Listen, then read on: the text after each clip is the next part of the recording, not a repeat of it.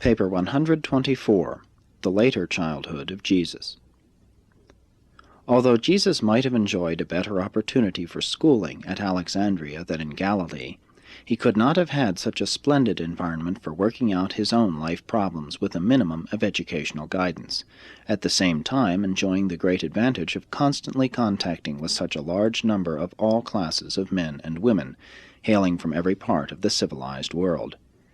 Had he remained at Alexandria, his education would have been directed by Jews and along exclusively Jewish lines. At Nazareth he secured an education and received a training which more acceptably prepared him to understand the Gentiles, and which gave him a better and more balanced idea of the relative merits of the Eastern or Babylonian and the Western or Hellenic views of Hebrew theology.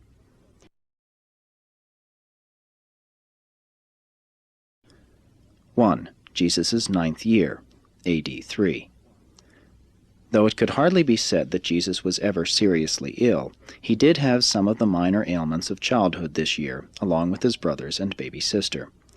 School went on, and he was still a favored pupil, having 1 week each month at liberty, and he continued to divide his time about equally between trips to neighboring cities with his father, sojourns on his uncle's farm south of Nazareth, and fishing excursions out from Magdala. The most serious trouble as yet to come up at school occurred in late winter, when Jesus dared to challenge the Shazan regarding the teaching that all images, pictures, and drawings were idolatrous in nature. Jesus delighted in drawing landscapes as well as in modeling a great variety of objects in potter's clay. Everything of that sort was strictly forbidden by Jewish law, but up to this time he had managed to disarm his parents' objection to such an extent that they had permitted him to continue in these activities. But trouble was again stirred up at school when one of the more backward pupils discovered Jesus drawing a charcoal picture of the teacher on the floor of the schoolroom. There it was, plain as day, and many of the elders had viewed it before the committee went to call on Joseph to demand that something be done to suppress the lawlessness of his eldest son. And though this was not the first time complaints had come to Joseph and Mary about the doings of their versatile and aggressive child, this was the most serious of all the accusations which had thus far been lodged against him. Jesus listened to the indictment of his artistic efforts for some time, being seated on a large stone just outside the back door.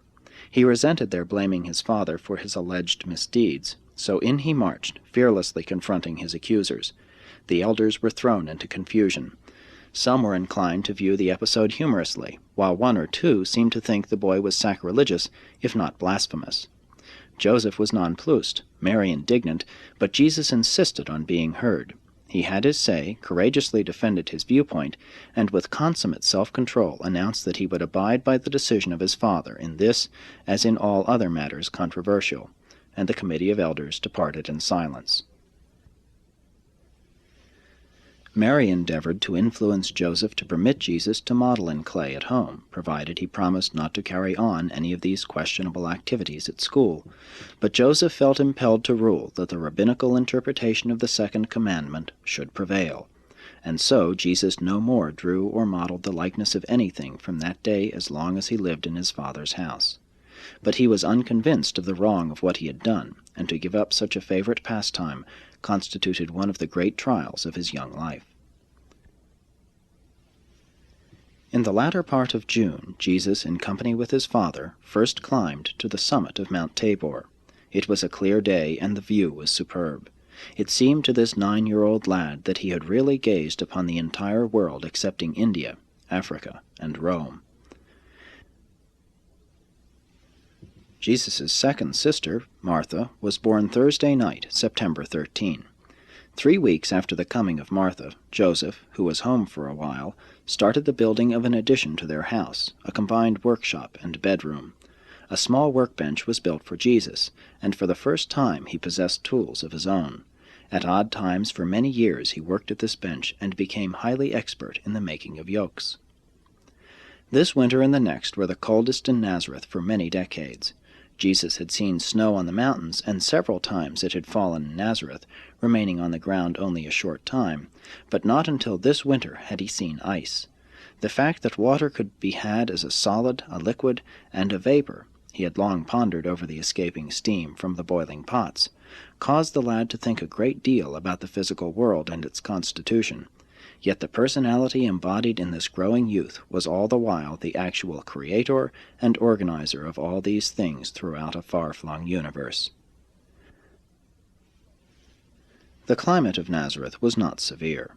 January was the coldest month, the temperature averaging around 50 degrees Fahrenheit. During July and August, the hottest months, the temperature would vary from 75 to 90 degrees Fahrenheit.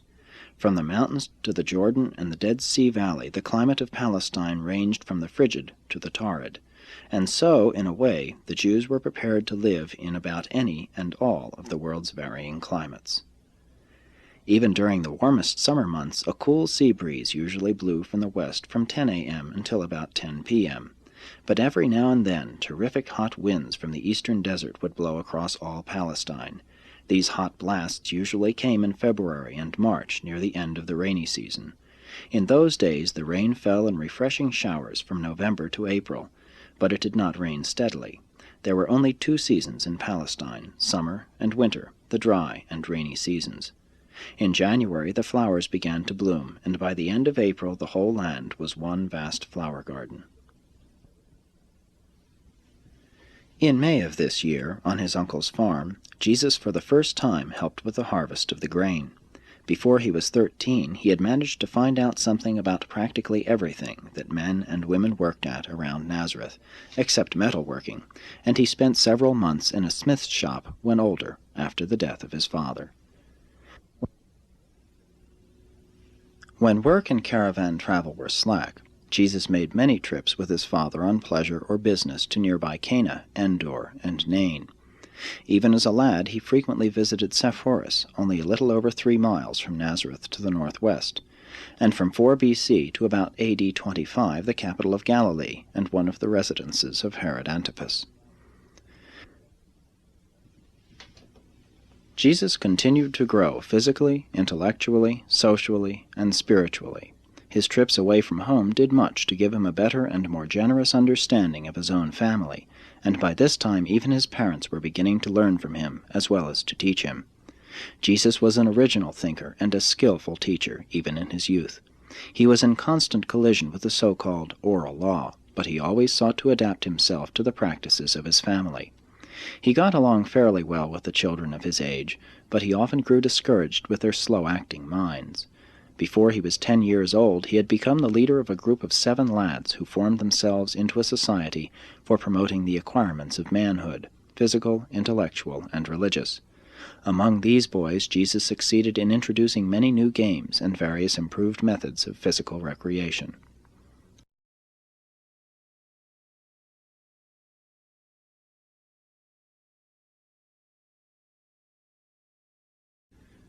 II. The 10th year, A.D. 4. It was the 5th of July, the first Sabbath of the month, when Jesus, while strolling through the countryside with his father, first gave expression to feelings and ideas which indicated that he was becoming self-conscious of the unusual nature of his life mission. Joseph listened attentively to the momentous words of his son, but made few comments. He volunteered no information. The next day Jesus had a similar but longer talk with his mother. Mary likewise listened to the pronouncements of the lad, but neither did she volunteer any information. It was almost 2 years before Jesus again spoke to his parents concerning this increasing revelation within his own consciousness regarding the nature of his personality and the character of his mission on earth. He entered the advanced school of the synagogue in August. At school he was constantly creating trouble by the questions he persisted in asking. Increasingly he kept all Nazareth in more or less of a hubbub. His parents were loath to forbid his asking these disquieting questions, and his chief teacher was greatly intrigued by the lad's curiosity, insight, and hunger for knowledge.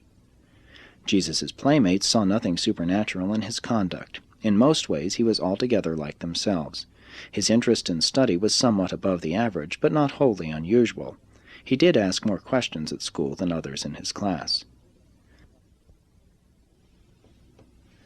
Perhaps his most unusual and outstanding trait was his unwillingness to fight for his rights. Since he was such a well-developed lad for his age, it seemed strange to his playfellows that he was disinclined to defend himself even from injustice, or when subjected to personal abuse. As it happened, he did not suffer much on account of this trait because of the friendship of Jacob, a neighbor boy who was 1 year older. He was the son of the stonemason, a business associate of Joseph. Jacob was a great admirer of Jesus and made it his business to see that no one was permitted to impose upon Jesus because of his aversion to physical combat. Several times older and uncouth youths attacked Jesus, relying upon his reputed docility, but they always suffered swift and certain retribution at the hands of this self-appointed champion and ever-ready defender, Jacob the stonemason's son. Jesus was the generally accepted leader of the Nazareth lads who stood for the higher ideals of their day and generation. He was really loved by his youthful associates, not only because he was fair, but also because he possessed a rare and understanding sympathy that betokened love and bordered on discreet compassion. This year he began to show a marked preference for the company of older persons. He delighted in talking over things cultural, educational, social, economic, political, and religious with older minds, and his depth of reasoning and keenness of observation so charmed his adult associates that they were always more than willing to visit with him. Until he became responsible for the support of the home, his parents were constantly seeking to influence him to associate with those of his own age, or more nearly his age, rather than with older and better informed individuals for whom he evinced such a preference.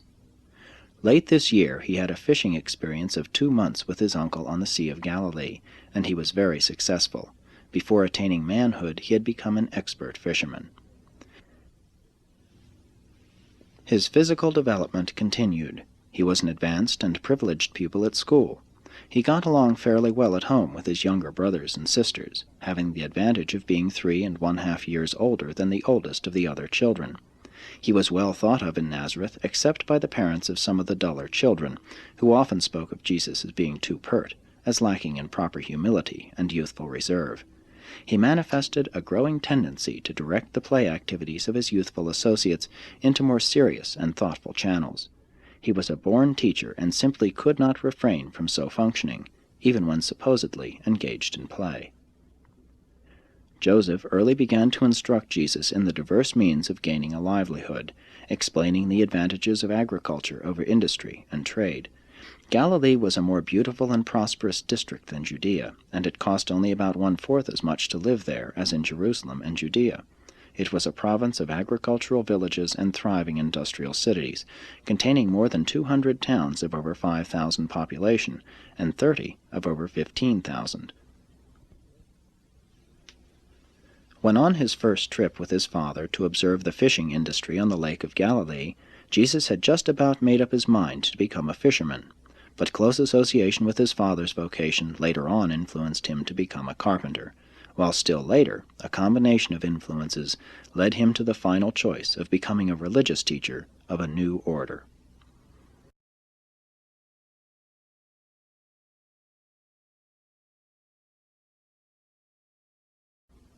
(3) The 11th year, A.D. 5.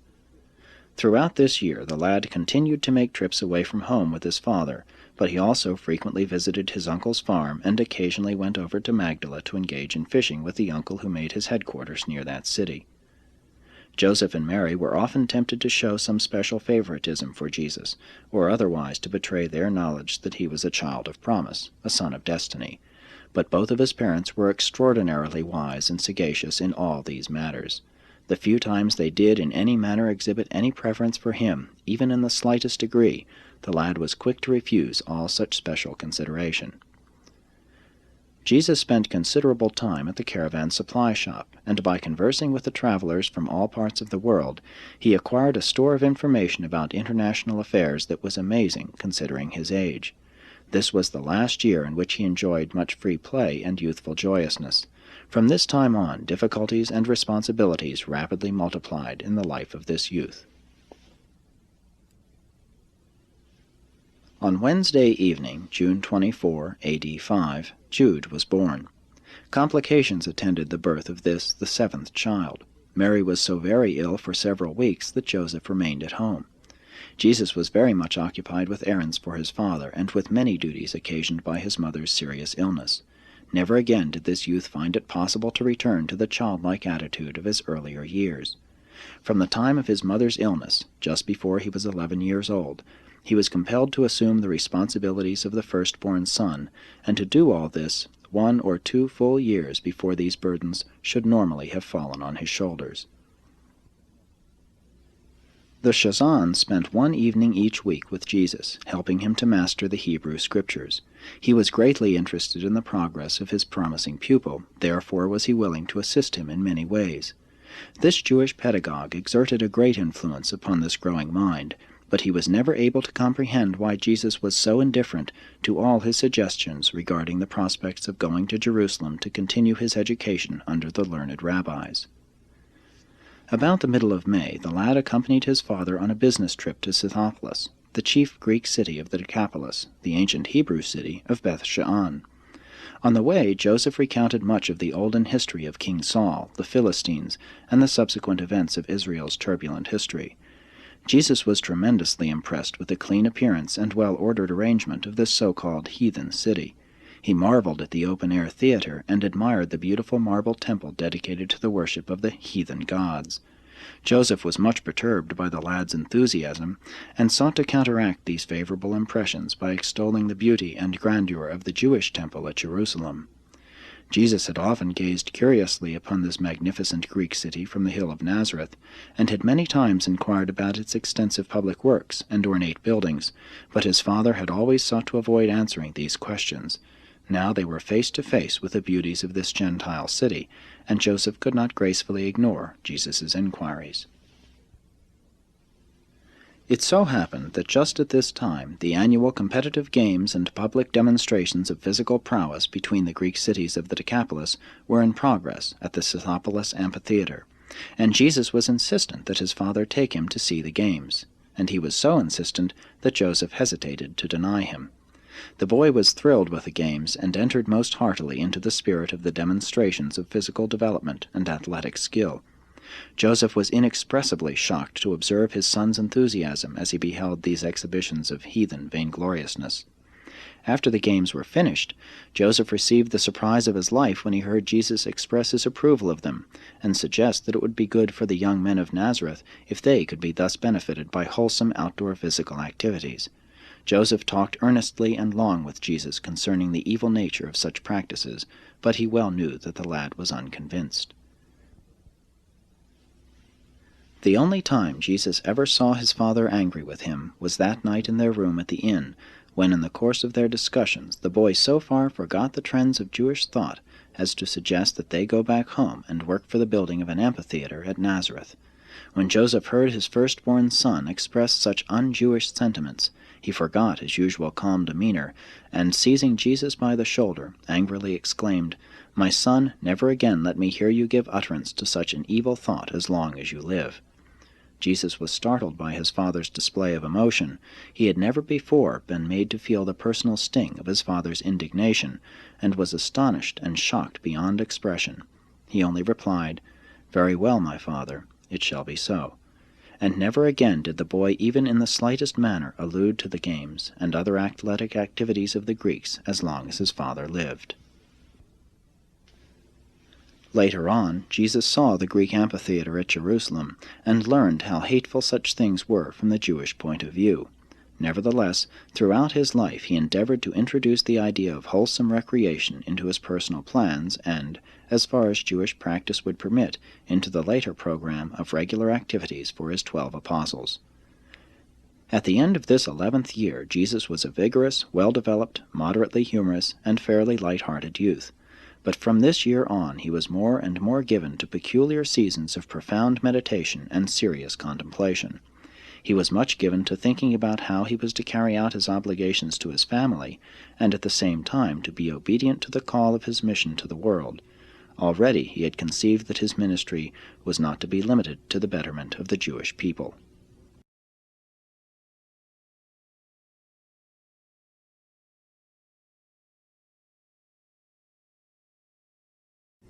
(4) The 12th year, A.D. 6.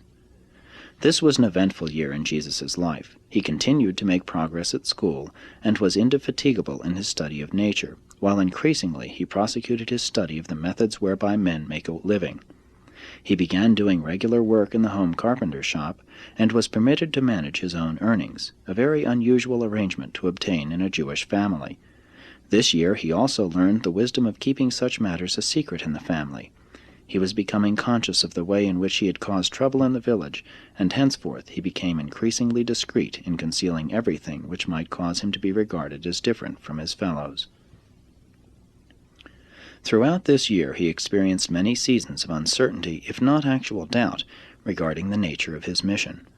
His naturally developing human mind did not yet fully grasp the reality of his dual nature.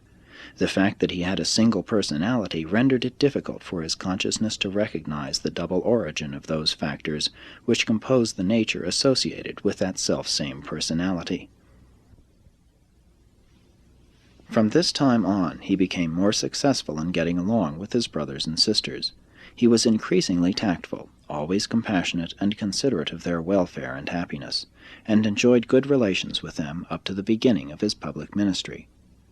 To be more explicit, he got along with James, Miriam, and the two younger, as yet unborn children, Amos and Ruth, most excellently. He always got along with Martha fairly well. What trouble he had at home largely arose out of friction with Joseph and Jude, particularly the latter. It was a trying experience for Joseph and Mary to undertake the rearing of this unprecedented combination of divinity and humanity, and they deserve great credit for so faithfully and successfully discharging their parental responsibilities. Increasingly, Jesus' parents realized that there was something superhuman resident within this eldest son, but they never even faintly dreamed that this son of promise was indeed and in truth the actual creator of this local universe of things and beings. Joseph and Mary lived and died without ever learning that their son Jesus really was the universe creator incarnate in mortal flesh. This year Jesus paid more attention than ever to music, and he continued to teach the home school for his brothers and sisters. It was at about this time that the lad became keenly conscious of the difference between the viewpoints of Joseph and Mary regarding the nature of his mission. He pondered much over his parents' differing opinions, often hearing their discussions when they thought he was sound asleep. More and more he inclined to the view of his father, so that his mother was destined to be hurt by the realization that her son was gradually rejecting her guidance in matters having to do with his life career. And as the years passed, this breach of understanding widened. Less and less did Mary comprehend the significance of Jesus' mission, and increasingly was this good mother hurt by the failure of her favorite son to fulfill her fond expectations. Joseph entertained a growing belief in the spiritual nature of Jesus' mission, and but for other and more important reasons, it does seem unfortunate that he could not have lived to see the fulfillment of his concept of Jesus' bestowal on earth. During his last year at school, when he was 12 years old, Jesus remonstrated with his father about the Jewish custom of touching the bit of parchment nailed upon the doorpost each time on going into or coming out of the house, and then kissing the finger that touched the parchment. As a part of this ritual, it was customary to say, "The Lord shall preserve our going out and our coming in, from this time forth and even forevermore." Joseph and Mary had repeatedly instructed Jesus as to the reasons for not making images or drawing pictures, explaining that such creations might be used for idolatrous purposes. Though Jesus failed fully to grasp their prescriptions against images and pictures, he possessed a high concept of consistency, and therefore pointed out to his father the essentially idolatrous nature of this habitual obeisance to the doorpost parchment. And Joseph removed the parchment after Jesus had thus remonstrated with him. As time passed, Jesus did much to modify their practice of religious forms, such as the family prayers and other customs. And it was possible to do many such things at Nazareth, for its synagogue was under the influence of a liberal school of rabbis, exemplified by the renowned Nazareth teacher, Joseph. Throughout this and the 2 following years, Jesus suffered great mental distress as the result of his constant effort to adjust his personal views of religious practices and social amenities to the established beliefs of his parents. He was distraught by the conflict between the urge to be loyal to his own convictions and the conscientious admonition of dutiful submission to his parents. His supreme conflict was between 2 great commands which were uppermost in his youthful mind, The one was, "Be loyal to the dictates of your highest convictions of truth and righteousness." The other was, "Honor your father and mother, for they have given you life and the nurture thereof." However, he never shirked the responsibility of making the necessary daily adjustments between these realms of loyalty to one's personal convictions and duty toward one's family, and he achieved the satisfaction of effecting an increasingly harmonious blending of personal convictions and family obligations into a masterful concept of group solidarity based upon loyalty, fairness, tolerance, and love.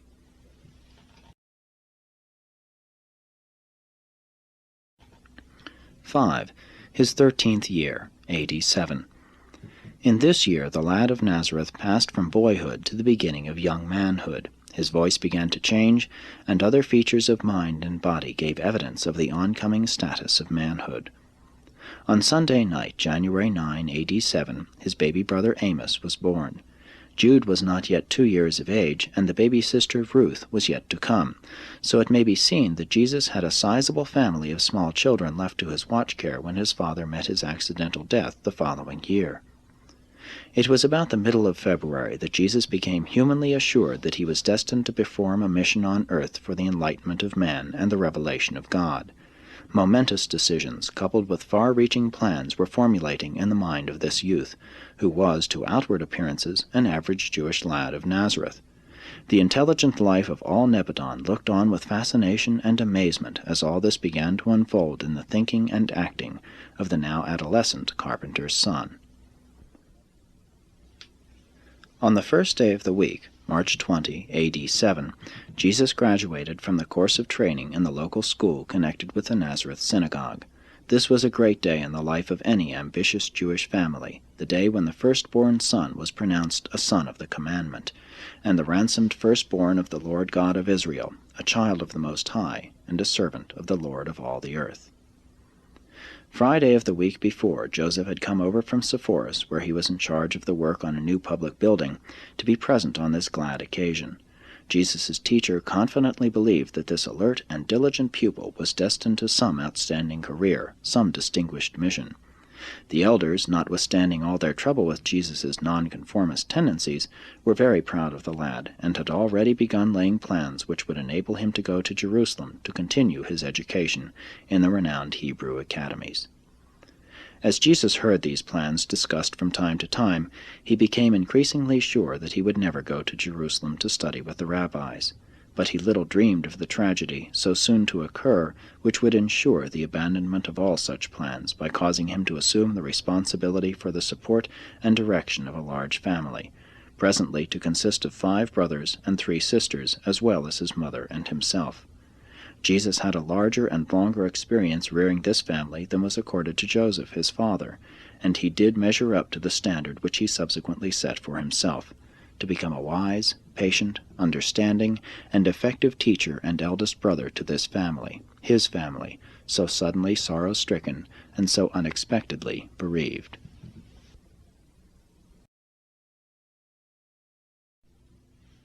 (6) The journey to Jerusalem. Jesus, having now reached the threshold of young manhood, and having been formally graduated from the synagogue schools, was qualified to proceed to Jerusalem with his parents to participate with them in the celebration of his first Passover. The Passover feast of this year fell on Saturday, April 9, A.D. 7. A considerable company, 103, made ready to depart from Nazareth early Monday morning, April 4, for Jerusalem. They journeyed south toward Samaria, but on reaching Jezreel they turned east, going around Mount Gilboa into the Jordan Valley in order to avoid passing through Samaria. Joseph and his family would have enjoyed going down through Samaria by way of Jacob's Well and Bethel, but since the Jews disliked to deal with the Samaritans, they decided to go with their neighbors by way of the Jordan Valley. The much-dreaded Archelaus had been deposed, and they had little to fear in taking Jesus to Jerusalem. 12 years had passed since the first Herod had sought to destroy the babe of Bethlehem, and no one would now think of associating that affair with this obscure lad of Nazareth. Before reaching the Jezreel junction, and as they journeyed on, very soon on the left they passed the ancient village of Shunem, And Jesus heard again about the most beautiful maiden of all Israel who once lived there, and also about the wonderful works Elisha performed there. In passing by Jezreel, Jesus' parents recounted the doings of Ahab and Jezebel, and the exploits of Jehu. In passing around Mount Gilboa, they talked much about Saul, who took his life on the slopes of this mountain, King David, and the associations of this historic spot. As they rounded the base of Gilboa, the pilgrims could see the Greek city of Scythopolis on the right. They gazed upon the marble structures from a distance, but went not near the Gentile city, lest they so defile themselves that they could not participate in the forthcoming solemn and sacred ceremonies of the Passover at Jerusalem. Mary could not understand why neither Joseph nor Jesus would speak of Scythopolis. She did not know about their controversy of the previous year, as they had never revealed this episode to her. The road now led immediately down into the tropical Jordan Valley, and soon Jesus was to have exposed to his wondering gaze the crooked and ever-winding Jordan with its glistening and rippling waters as it flowed down toward the Dead Sea. They laid aside their outer garments as they journeyed south in this tropical valley, enjoying the luxurious fields of grain and the beautiful oleanders laden with their pink blossoms, while massive snow-capped Mount Hermon stood far to the north, in majesty looking down on the historic valley. A little over 3 hours' travel from opposite Scythopolis, they came upon a bubbling spring, and here they camped for the night, out under the starlit heavens. On their second day's journey they passed by where the Jabbok from the east flows into the Jordan, and looking east up this river valley they recounted the days of Gideon, when the Midianites poured into this region to overrun the land. Toward the end of the second day's journey they camped near the base of the highest mountain overlooking the Jordan Valley, Mount Sartaba, whose summit was occupied by the Alexandrian fortress where Herod had imprisoned one of his wives and buried his 2 strangled sons. The third day they passed by 2 villages which had been recently built by Herod, and noted their superior architecture and their beautiful palm gardens. By nightfall they reached Jericho, where they remained until the morrow. That evening Joseph, Mary, and Jesus walked 1.5 miles to the site of the ancient Jericho, where Joshua, for whom Jesus was named, had performed his renowned exploits according to Jewish tradition. By the 4th and last day's journey the road was a continuous procession of pilgrims. They now began to climb the hills leading up to Jerusalem. As they neared the top, they could look across the Jordan to the mountains beyond, and south over the sluggish waters of the Dead Sea. About halfway up to Jerusalem, Jesus gained his first view of the Mount of Olives, the region to be so much a part of his subsequent life, and Joseph pointed out to him that the holy city lay just beyond this ridge, and the lad's heart beat fast with joyous anticipation of soon beholding the city and house of his heavenly Father. On the eastern slopes of Olivet they paused for rest in the borders of a little village called Bethany. The hospitable villagers poured forth to minister to the pilgrims, and it happened that Joseph and his family had stopped near the house of one Simon, who had 3 children about the same age as Jesus, Mary, Martha, and Lazarus. They invited the Nazareth family in for refreshment, and a lifelong friendship sprang up between the 2 families. Many times afterward in his eventful life Jesus stopped in this home. They pressed on, soon standing on the brink of Olivet, and Jesus saw for the first time, in his memory, the holy city, the pretentious palaces, and the inspiring temple of his Father. At no time in his life did Jesus ever experience such a purely human thrill as that which at this time so completely enthralled him as he stood there on this April afternoon on the Mount of Olives, drinking in his first view of Jerusalem. And in after years on this same spot he stood and wept over the city which was about to reject another prophet, the last and the greatest of her heavenly teachers. But they hurried on to Jerusalem. It was now Thursday afternoon. On reaching the city they journeyed past the temple, and never had Jesus beheld such throngs of human beings. He meditated deeply on how these Jews had assembled here from the uttermost parts of the known world. Soon they reached the place prearranged for their accommodation during the Passover week, the large home of a well-to-do relative of Mary's, one who knew something of the early history of both John and Jesus through Zacharias. The following day, the day of preparation, they made ready for the appropriate celebration of the Passover Sabbath. While all Jerusalem was astir in preparation for the Passover, Joseph found time to take his son around to visit the academy where it had been arranged for him to resume his education 2 years later, as soon as he reached the required age of 15. Joseph was truly puzzled when he observed how little interest Jesus evinced in all these carefully laid plans.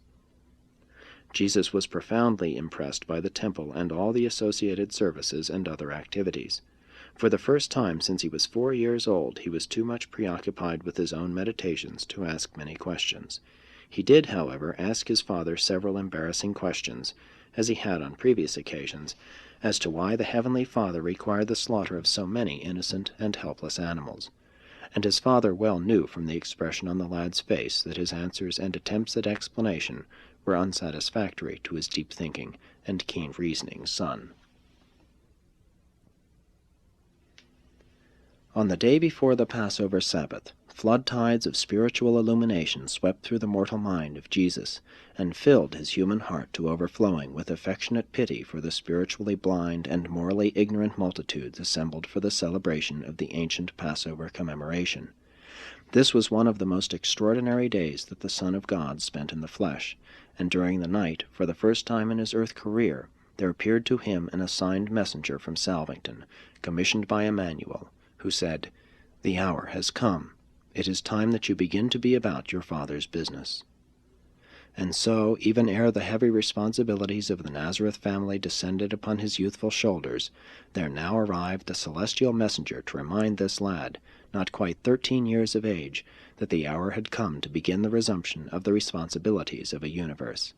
This was the first act of a long succession of events which finally culminated in the completion of the Son's bestowal on Urantia and the replacing of the government of a universe on his human, divine shoulders. As time passed, the mystery of the Incarnation became, to all of us, more and more unfathomable. We could hardly comprehend that this lad of Nazareth was the creator of all Nebadon. Neither do we nowadays understand how the spirit of this same Creator Son and the spirit of his Paradise Father are associated with the souls of mankind. With the passing of time we could see that his human mind was increasingly discerning that, while he lived his life in the flesh, in spirit on his shoulders rested the responsibility of a universe. Thus ends the career of the Nazareth lad, and begins the narrative of that adolescent youth, the increasingly self-conscious divine human, who now begins the contemplation of his world career as he strives to integrate his expanding life purpose with the desires of his parents and his obligations to his family and the society of his day and age.